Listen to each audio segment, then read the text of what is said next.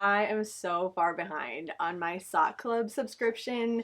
It's kind of wild at this point in time. I'm not ready to say that I'm not gonna get all 12 pairs of socks done, but we're gonna need like a solid day of just you and I making socks on my knitting machine because what do we have? One, two, three, four skeins that need to be made into four different pairs of socks. Yeah, I don't know. I was doing really good at the beginning of the year, and then you know what it was? Halfway to Halloween. That came, I got excited about all the Halloween goodies, and it kind of just fell to the side. But there's some really freaking cool colorways that Muse2320 has come out with. We need to actually check these out and give them a moment to shine. Even though I'm not going to work them up into socks today, we can choose, like, which one should I start working into socks now? Okay, so first one we have the Sci-Fiber set of War of the Worlds. Pumpkin-y goodness right there. I know that's not what it's supposed to be. Where's the stickers?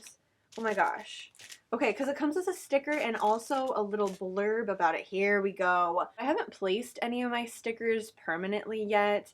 I'm kind of thinking that I'm just gonna hold onto them, especially since I haven't done anything with them yet. Make like a little collage out of them, then frame the entire thing. Or I could put them on my water bottle. That would actually be really fun too.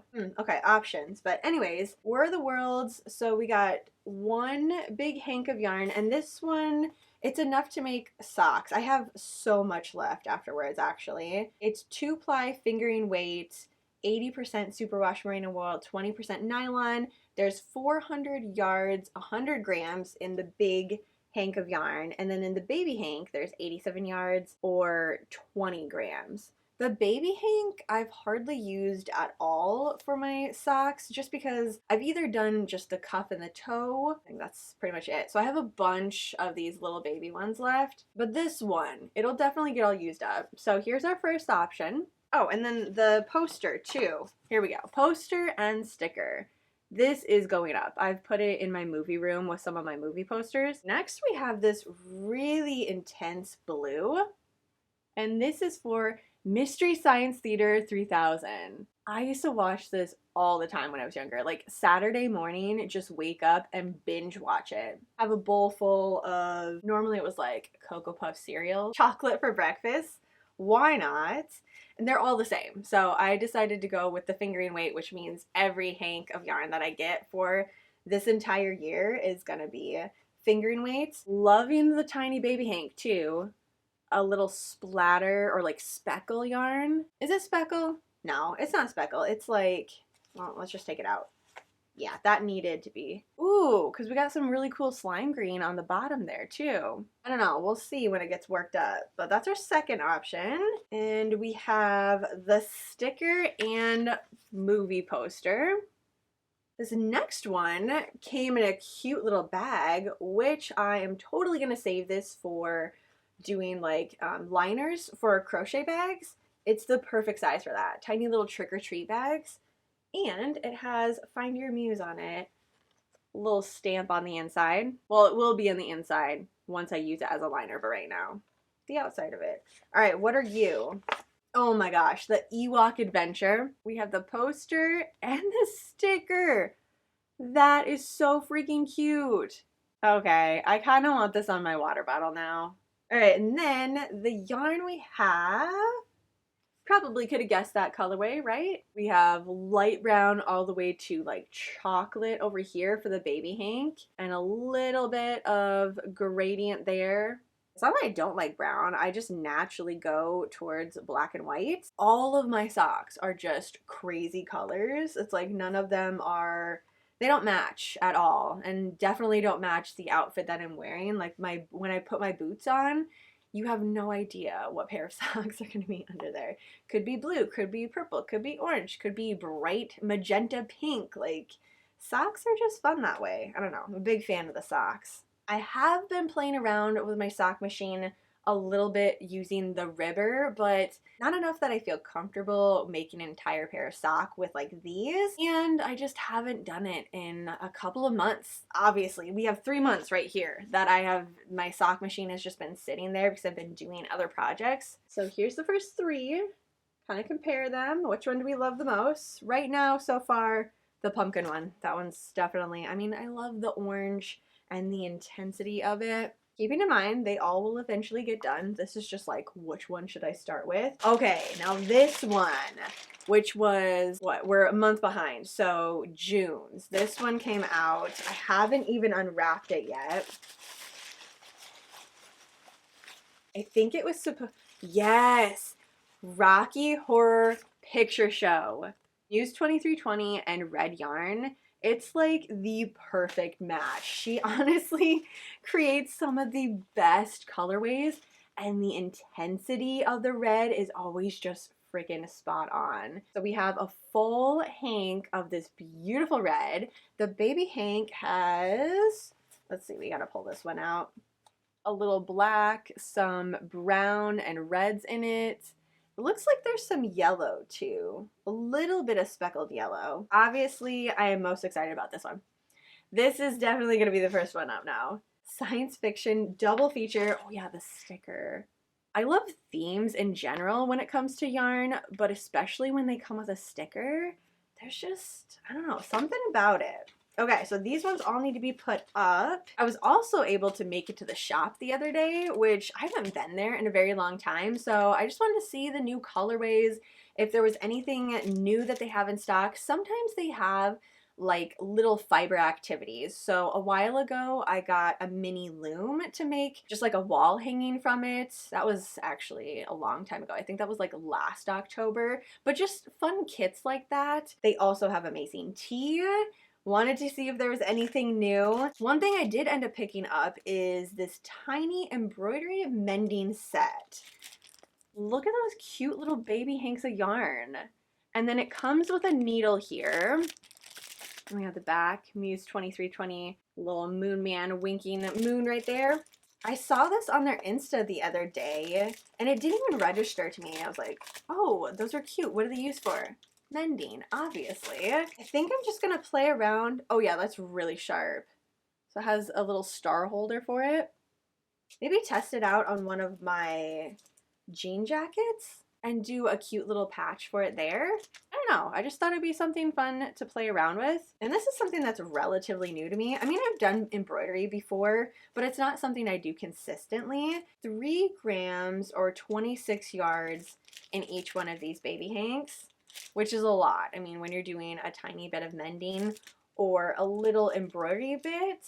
And right below, there was some more colorways. Certified teeny tiny Muse embroidery and mending mini kits. We have this one if you're looking just to do some classic black and white, which yes, definitely. And also for some shading too. So if I want to do like a whole picture, I can do the color and then use this as the outline, shading and everything. And it does have a little needle that comes with it as well. Whether or not I had something in mind with this, I was going to grab these regardless because, I mean, they're baby hanks. They're so freaking cute. There was also a setup for pictures that you could use the embroidery patch from, and they did have a little witchy theme one. You like cut out one of these, place it wherever you want, do your embroidery over top of it, and then this dissolves in the wash. So you won't see it anymore, you'll just see the color of yarn that you chose for that project. Feel like these would be perfect on a jean jacket. And I have 2 black jean jackets at the moment that they're not very decorated. Like I have some patches and a few pins on it, but especially this like Sanderson looking black handle. What do we think? Should I start with that one? Or the crystals. I do like the crystals too. I don't know, the whole page. I love it. Okay, moving on to our crochet along for the day. 96 Days of Halloween, rows 9 and 10. Finally, we are into the color work. So this tiny little bit down here, we're gonna start working into that. And I have the cherry mix. That's what I'm going to do instead of the slime green. Let me grab my blown up version of that graph though. It is just a little bit easier to see.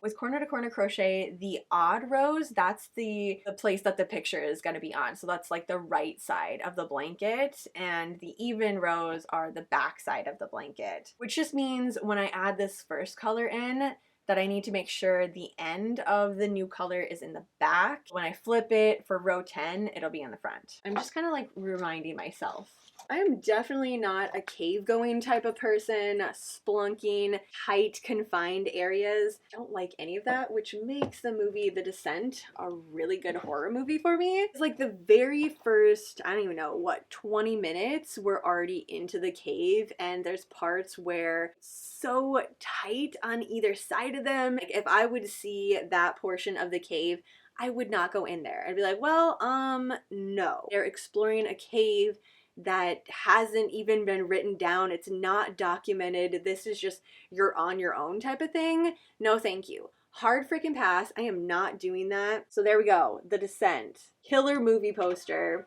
The artwork on the actual disc. Corpse right away first. There we go.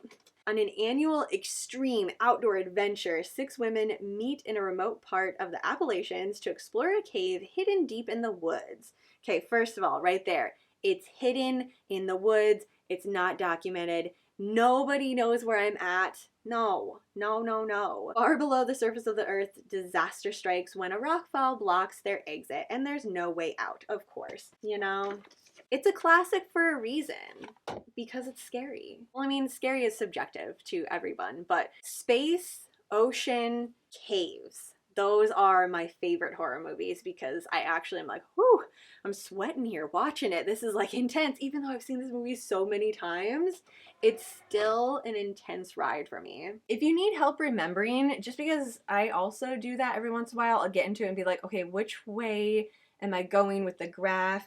I like to just write it on the side. Just be like odd numbers down, even numbers up for the graph. That way it's just nice and easy. You don't have to think about it too much. The picture doesn't end up getting messed up a little bit because, especially since we're doing a graph, it is important that we know which direction we're going for that row. They'll just be slanting the opposite direction in that row. For row 9, I need to work 4 squares of the background, and then I finally get to do the cherry mix. Okay, let's do these 4 squares first. I made it to square 4, and I have the last double crochet. I'm not gonna work the very last bit of it because I want a color change, and it has a nice crisp change when I switch the yarn before I work the last double crochet. If you need a little brush up on the C2C corner, I do have a full tutorial where you can kind of see it. Well, you can see it a lot better. One, I'm not using black yarn, I'm using the slime green yarn, and then you can also see the color transition and how that all lays. Also remembering to move the black on the background. Since I only have 1 square, you would think like, okay, it's totally fine just to go over the top of it, which it is, but looking forward, we have the background on either side of the slime, so I'm just gonna split it up. I have another skein of yarn that I'm gonna use after we finish the cherry one, and I am gonna use like the full one because, again, you can see these ones are gonna keep going for the entire blanket, so I am gonna want this full skein of yarn, meaning this one that I let go is always gonna be on this other side now. Lock in that square. This looks so cool. And then do the same thing here. I got to the last double crochet. Not a lot, but at least we got a little color variation here. And I'm now switching over, which is a good time to kind of like have everything organized. Like this is when my crate of yarn is going to come in handy. Switching to this new color, and we have 4. Okay, well that's kind of nice symmetry there. All of these I'm going to keep using, so I'm just going to leave this as the actual big hank, and then when I get to a part, which I think maybe like row 15 or something like that, then I'll cut it off and kind of like cake up some mini versions of it. There we are. Row 9 is complete. For row 10, we get to do 2 blocks of the red color. Here, I'll show you how I have everything set up right this second on the floor. Now is a good time to decide how you want everything situated, because when we shift everything over, all of the yarn is going to kind of move around, and just staying organized is, again, the most important part of doing crochet corner to corner color work. So I'm going to put everything back in these crates. When I have it set up like this, the color goes from the top right portion of the graph all the way to the bottom left corner, which is how the picture is facing forward on the blanket. So every time I turn it, I know that these need to stay in order this way. And this isn't you have to do it this way type of thing. Just figure out the best way that works for you. And now everything looks like it's all twisted, but by the time I get to the end of the row and flip it back, all of the strands will still be in order from the color combination of how they're supposed to be. Last stitch, and there we go. Okay, so see how it's all